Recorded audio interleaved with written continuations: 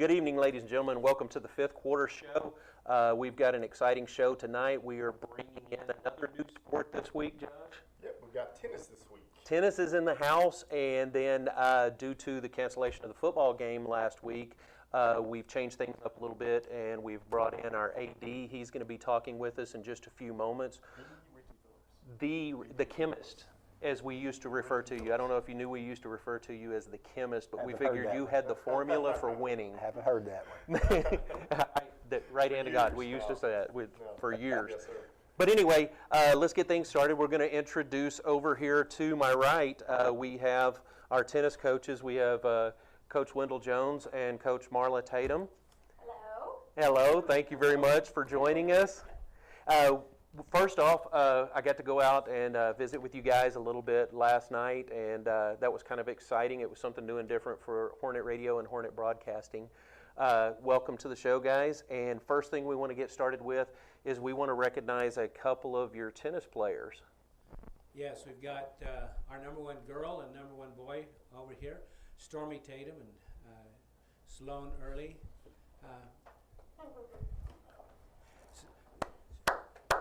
Yeah, give him a hand.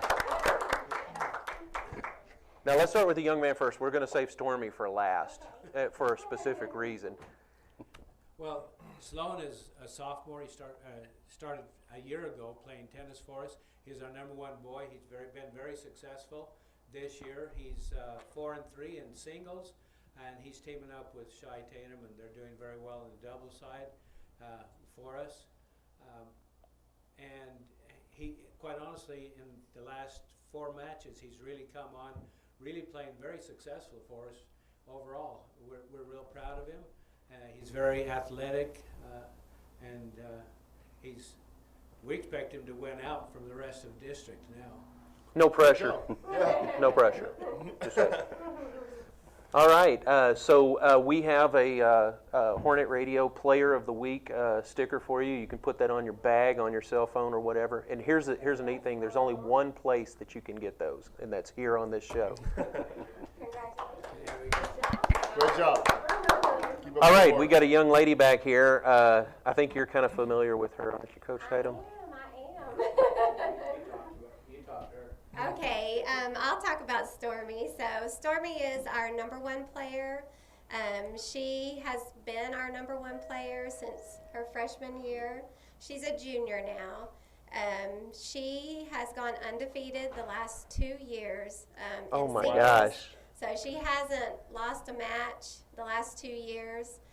So we're really proud of her. She's doing an awesome job for the team. In doubles, she's doing really great too. She plays with Rady Hollingsworth. That's her doubles partner most of the time. They're doing great. They're undefeated so far this season too. We have teamed her up with her brother at the beginning when we played Fredericksburg. Wow, how does that work out? Actually really good. Yeah, actually really good. They're a great mixed doubles team.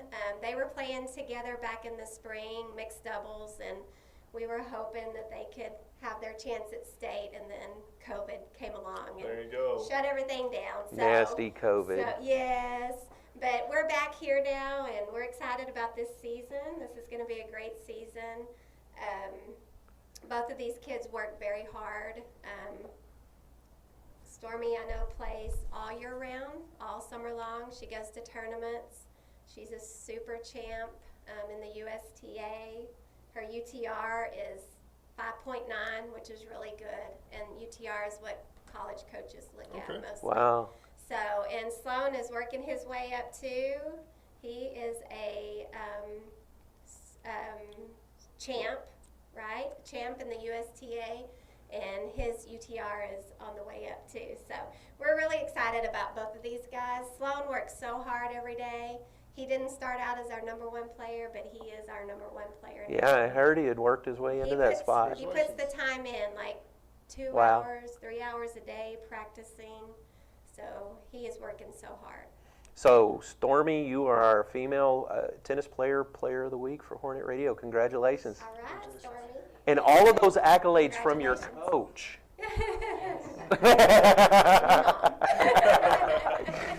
All right.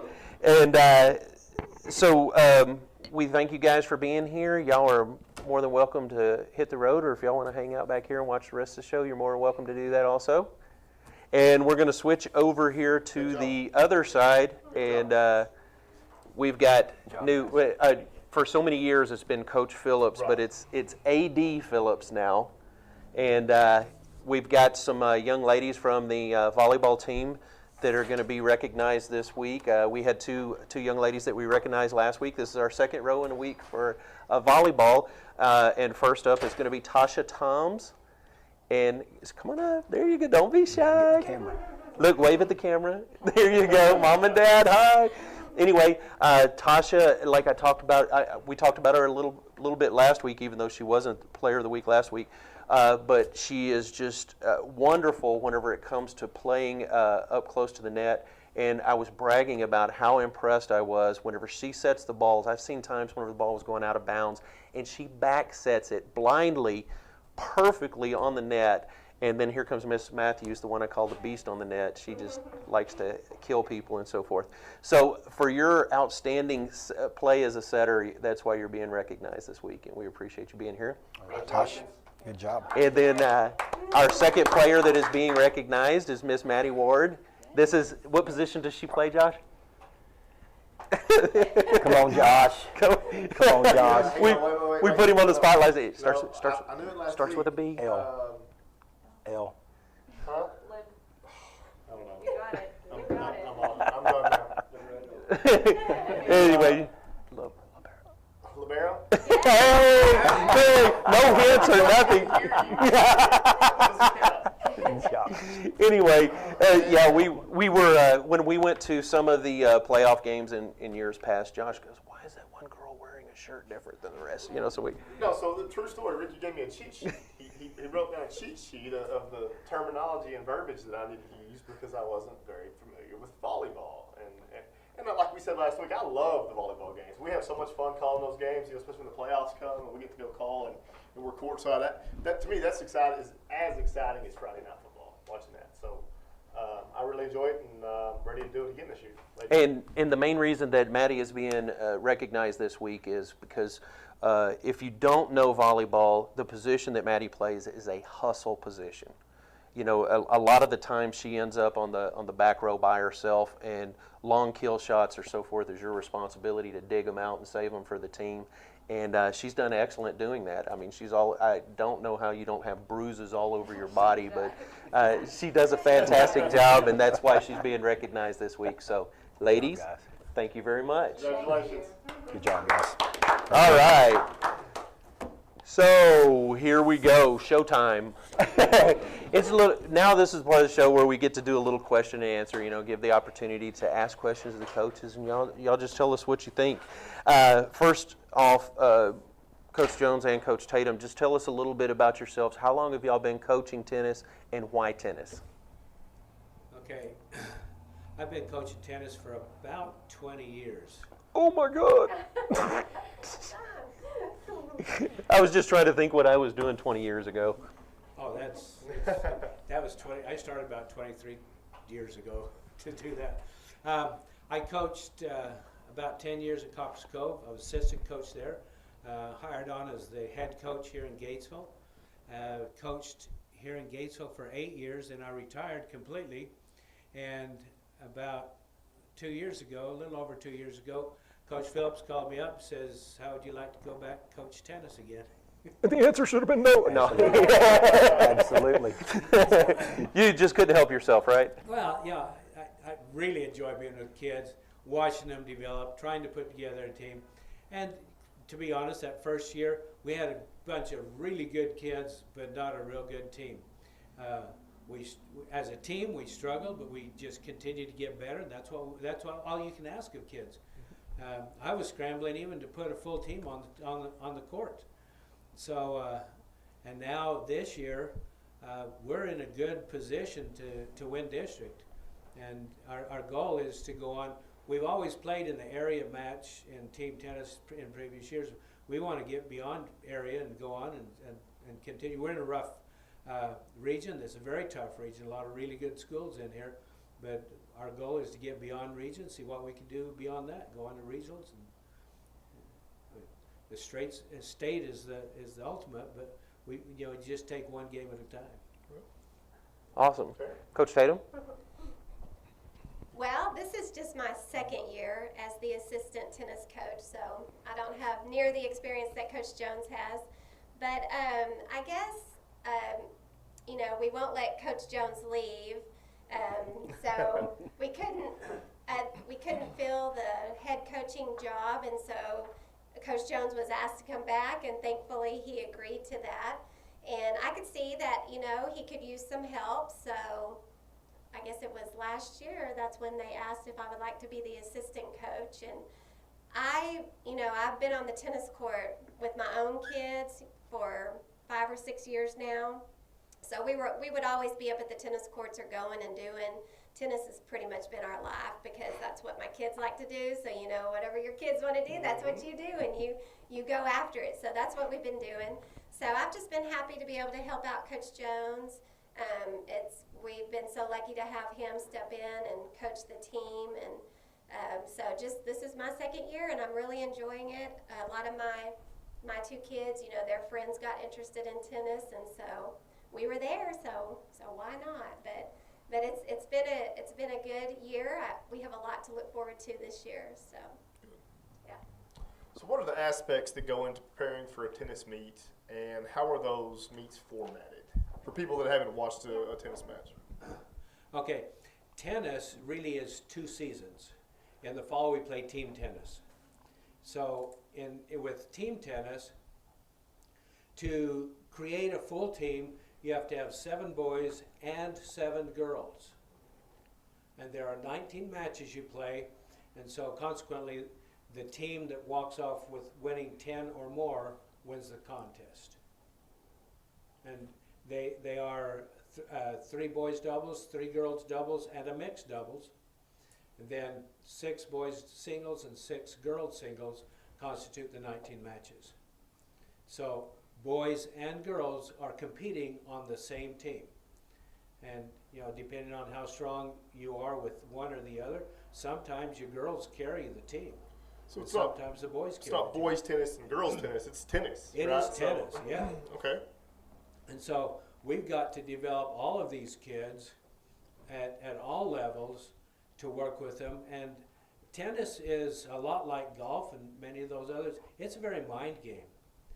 You get on the court and you can watch these kids. I mean, on occasion, they lose the match that goes on between their ears. And consequently, they don't play quite as well on the court. Right. So whenever you're talking about the format that, like Josh was asking about, and you have your doubles matches and then you have your singles matches, are these matches set up so that the same seed players are playing each other from each team? Yes, I place my best player against my opponent's best, all the way down to the number. So there's 6 no girls. strategy putting a number 1 against a number 7? No, that's You have to put your number 1 against their number 1. and that's tennis is, in my opinion, is a sport of integrity. Mm-hmm. The officials on the courts when we play are the kids. They call their own game. Now there are measures available to them if you think that your opponent's not calling a legitimate ball game, then there are some measures that we can take. That happens very seldom, quite honestly. The kids call their own ball game. So, as a coach, I want to show my integrity also by putting my lineup in the proper way. Right. Gotcha. There's no line officials or. No line of the kids on the court call their lines. I could have told you I saw that last night. I did not know. I saw that last night. I was there. A lot of people say that. They say, they're calling their own lines? Yes, they are. Wow. Okay. Yes. Well, I can tell you right now, We have one of these shows. if I was on the court, my favorite word that I would be yelling out all the time was long. Yes. You know what that means? And then And Stormy they would hit it say, too far. Stormy would say, are you sure about that?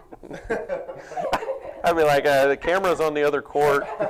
Hey, Lee and Josh, I want to butt in if y'all don't mind. I want to talk about our coaches and our tennis program. Sure. Because you want to talk about a success story. This is one. And when Coach Jones came back and when he talked about, just trying to get enough to field a team, that was the truth.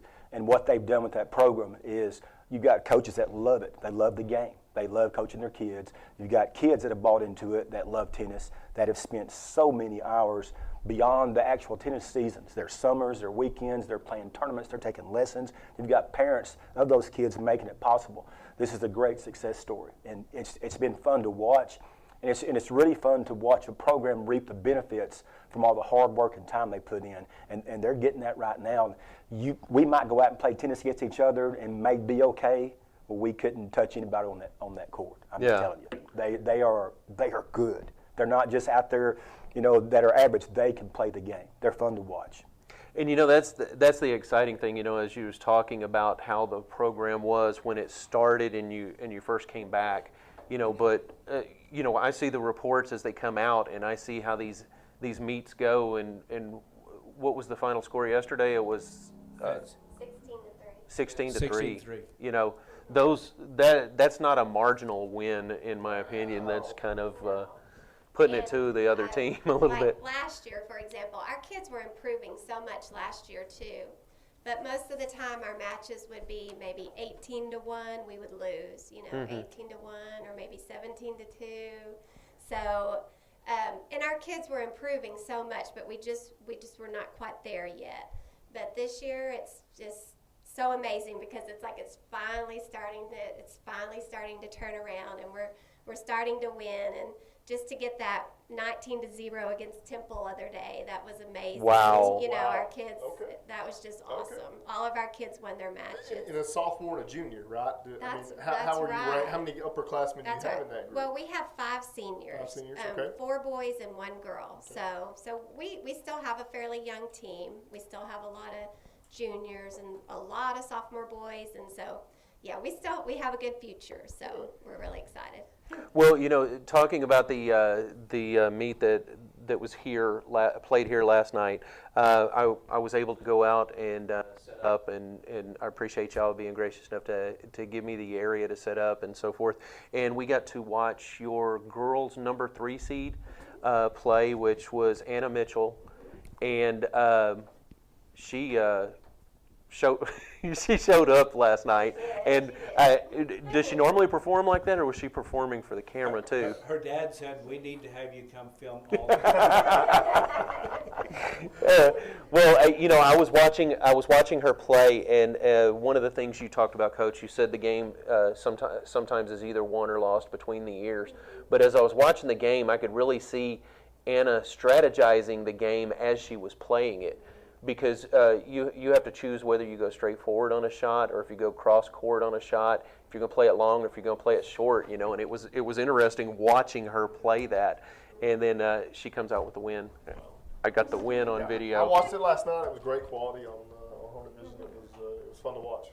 Well, we appreciate you guys being with us. First time tennis on the 5th quarter show. And one of the things that we talked about a little bit last night is Hornet Broadcasting is going to be there. We're going to get together on some of the schedules, and we're going to bring some more tennis matches so that folks can see this. Good. We appreciate it. It's great. Yes. All right, guys, thanks for joining us. We're going to switch over a little bit here now. We're fixing to talk to a guy that is no stranger to anybody in the athletic realm of Gatesville Athletics, the chemist. Mr. Director, sir. Mr. Director, Ricky Phillips is joining us tonight. Coach, how are you doing? See there, I can't help it. You just say Coach. Doing fine. He's used to it, I think. And he answers to it, I am doing fine. It's always nice to come talk about our kids. It always is.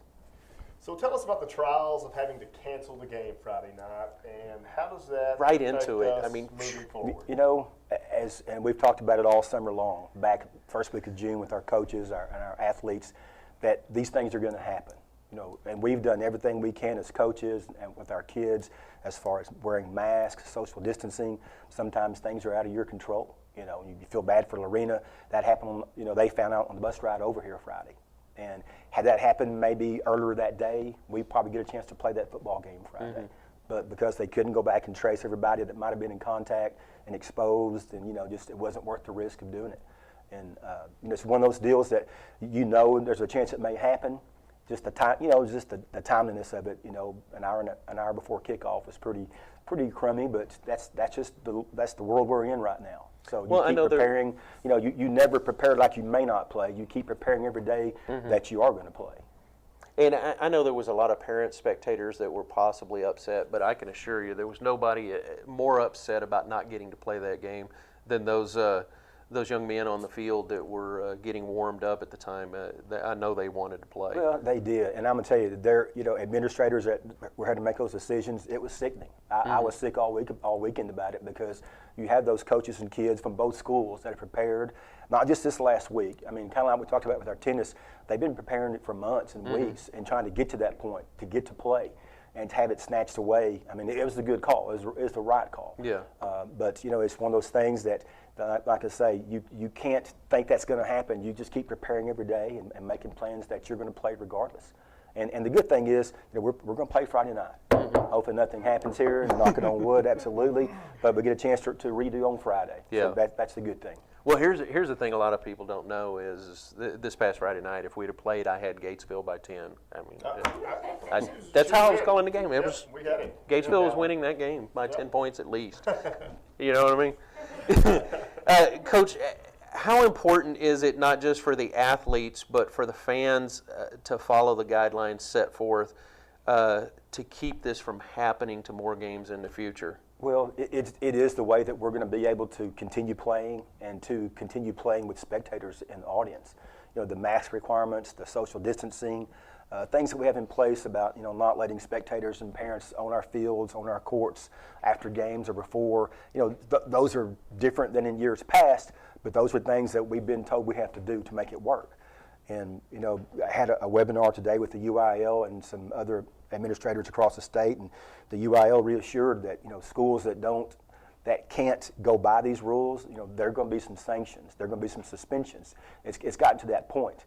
And I think a lot of their issue is so many schools were diligent all summer long in June and July, you know, having summer workouts, and they got into here in August and they did things right. Well, now that we're playing, I think some folks are kind of letting their guard down, and this is not the time to do it.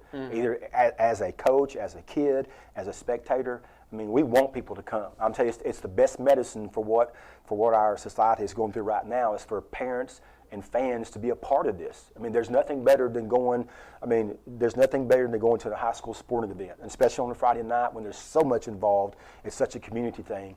And that's the best medicine right now. No mask, no vaccine can replace stuff like that. Yeah. Okay. Is there any ticketing guideline that we need to share or be prepared for in future games that get canceled? I know there was a lot of questions going on, you know, after the game, and I'm sure y'all got bombarded the next day. But is there something you could share with us now that kind of keep everybody informed and enlightened in case that happens again? Absolutely. You know, a couple of things. We were sold out for Friday night, which we knew we would. Homecoming week. And again, you know, we were just a handful of tickets away from selling out last week. You know, the demand right now is big. For those that bought tickets for last Friday's game, we start refunds Monday of next week. You know, if you bought your tickets, we're going to give you your money back. If you want to leave that in the GISD coffers, that's okay too. But if you want to get your refund, that starts on Monday. And in future weeks, you know, we have three straight road games coming up here beginning next week. But once we get back into our home stretch, you know, just, you know, follow those guidelines on days that we're selling tickets, and make sure you know when is your slot, because you know, winning makes everybody want to be there, and it's going to happen. I mean, the Hornets are going to get it done, and so just make sure, you know, ticket wise, you follow the protocol. Make sure you're there on the days that you're assigned to, so you get a seat. If you can't get in, watch it on the live stream, or go to that fence and just put your hands up there and watch them outside. It's a pretty big revenue hit also as far as the concession stand and some of the stuff that helps. When it's been a pocketbook hit for a lot of them, Josh. I mean, our concessions, our ad sales, different things like that. I mean, everything inside there. Booster Club sales, everybody's taking a little hit, but at the same time, you can you're okay with that because our kids are getting a chance to play, compete, and perform right now. So you miss that part of it because it is a big part of your programs, but at the same time, we're getting a chance to play, and that's first and foremost right now. And folks that are out there trying to purchase tickets and so forth, like you said, if it kind of falls through the cracks or the wayside that you're not able to purchase a ticket, just rest assured and confidence you can watch it YouTube live if you need to watch it. But folks need to be understanding of the school, the staff, and so forth like that. That it's not a choice of how the tickets are being sold that y'all wanted to have to do. Not at all. It is something to comply with.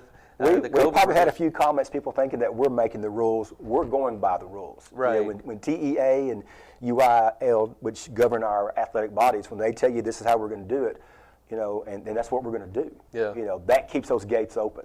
And so, if you can't get in those stadiums, we've always appreciated what you guys have done with Hornet Radio, now Hornet Vision. You make that possible. Not just with football, with tennis going on, and been at volleyball, and we'll see you guys later on. And we're live streaming some of our own events in our gymnasiums as well. We're doing everything that we can to make it possible. So if you can't be there in person, at least you get a chance to watch. Yeah. And it's also, there have been some positives come out of this COVID deal, and one of them is the live stream part that family members that may not live here, grandparents or cousins or nieces, nephews, or family friends that want to watch play, they can do a lot of that right now. So that is a positive.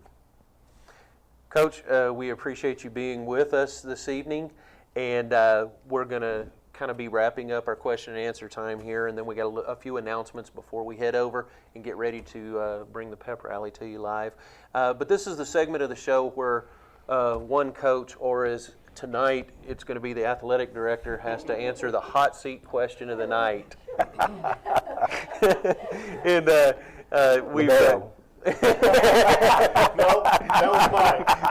that was his. That was my question. But anyway, we're going to jump a quick question to you tonight, and it's always just a fun question that we like to ask just to see how either the coach or athletic director answers that. But the question of the night for former volleyball coach Ricky Phillips: how big was the shadow you left for Coach Janie Weber? Oh, not big.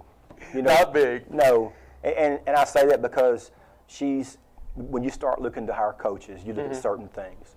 And I'm talking about Coach Weber, not my daughter. And you want certain things in that program. You want certain things. Number one, she's been through it. She's probably had to live through it a little more than she wanted to at home sometimes, but she's been through it as a player. It's always tough to be a coach's kid. It is, but she's been through it as a player. She played collegiately. She has an extensive background playing club ball. She has contacts there, and she's got a lot of me in her. And that's probably not great sometimes, but she's going to do a good job. But we're fortunate. We have great coaches across the board in our staff, girls, boys, high school, junior high, and that's what makes our programs roll. Right now our fall sports are kicking in. Our tennis has won their last 3 matches. They're 5-3. Volleyball's won 9 straight. Cross country won their 2 meet titles today. Football's about to get it going on Friday. Yep. I mean, we've had a great start. And we're talking about the mask and the social distancing. We don't want it to end in the fall. We want to keep playing during basketball and soccer, and then get into the spring with baseball, softball, tennis, golf, everything in the springtime too. I mean, we're going to have a great year at GHS. Looking forward to the rest of it.